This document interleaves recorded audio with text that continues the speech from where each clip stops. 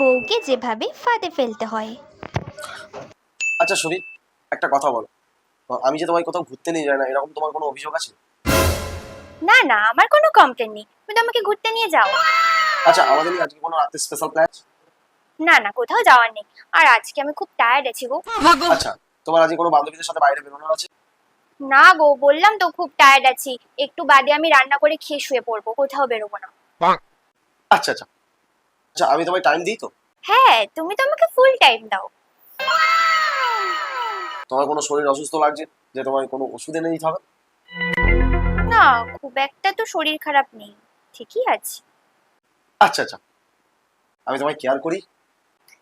সেটা আর বলতে, তুমি তো আমার সব সময় কেয়ার করো।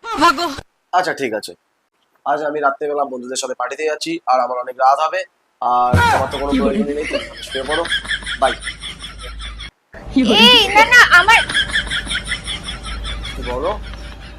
আরে শোনো, মানে আমার No, no, no. আচ্ছা ঠিক আছে, যা বলো তুমি ভেবে নাও, আর আমি তোমাকে বাড়ি এসে তোমার কাছে শুয়ে বাই। ধুর বাবা, নিজেই তো ফেসে গেলাম।